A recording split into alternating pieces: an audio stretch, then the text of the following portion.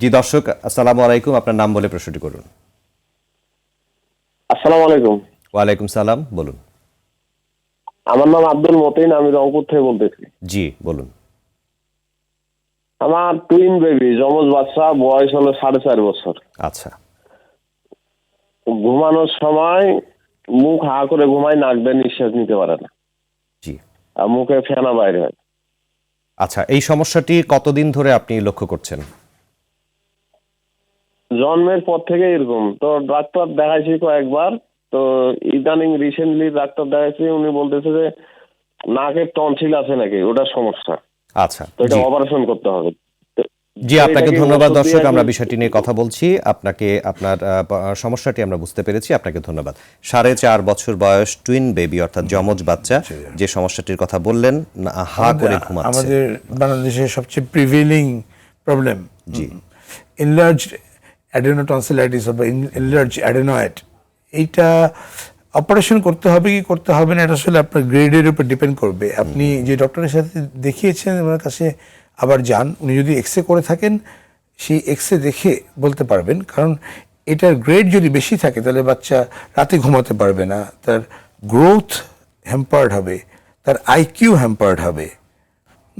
So এগুলো খুব বড় বড় সমস্যা। এই প্রবলেমগুলো যদি থেকে থাকে একটা বাচ্চার, তাহলে সেটা ফেলে দেওয়াটা বুদ্ধিমানের কাজ। এবং এমনি চিকিৎসকের সাথে পরামর্শ করেছেন, চিকিৎসক তাকে পরামর্শ দিয়েছেন। যেহেতু উনি যেটা বলেছেন ঠিকই বলেছেন।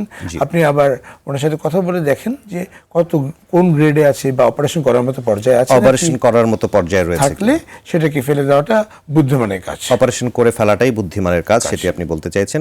কারণ লক্ষণগুলো কিছুটা মিলে যাচ্ছে। অ্যাডেনয়েড হতে পারে শিশুর ক্ষেত্রে, এবং 4.5 বছর বয়সের সাথেও মিলে যাচ্ছে। কাজেই একজন নাক কান গলার বিশেষজ্ঞের সাথে তিনি এবং শিশুরোগ বিশেষজ্ঞের সাথে তিনি অবশ্যই পরামর্শ করতে পারেন।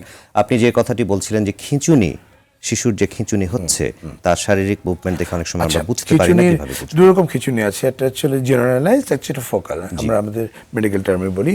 ইউজুয়ালি জ্বরের যে খিঁচুনি এগুলো জেনারেলাইজড হয়। হ্যাঁ, সো প্রথমে যেটা হতে পারে আপারস রোলিং, চোখটা উল্টে গেল, চোখ উপরে উঠে আছে।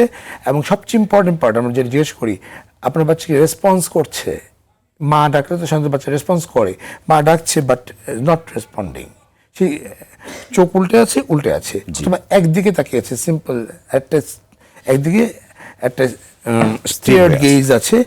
আর এছাড়া যেটা হয়তো পারে সেটা হচ্ছে এই ধরনের একটা ঝাঁকুনি, জি হাতের এই ধরনের ঝাঁকুনি, মুখ দিয়ে ফেনা আসা। তো চারটা জিনিস বেসিক্যালি, একটা হচ্ছে যে চোখ উল্টে যাওয়া, চোখের মনিটা উপরে উঠে যাওয়া, রেসপন্স না করা, মা ডাকলেও সাড়া না দেওয়া, তারপরে হচ্ছে যে শরীরের ঝাঁকুনি। সেই ঝাঁকুনিটা পায়ে হতে পারে, হাতে হতে পারে, মুখও বেঁকে যেতে পারে। জি এবং আর ইনকন্টিনেন্স অফ ইউরিন, মানে হচ্ছে প্রস্রাব পায়খানা করে দিতে পারে। এটা হচ্ছে এই চারটা কার্ডিনাল ফিচার্স আমরা পাই একটা।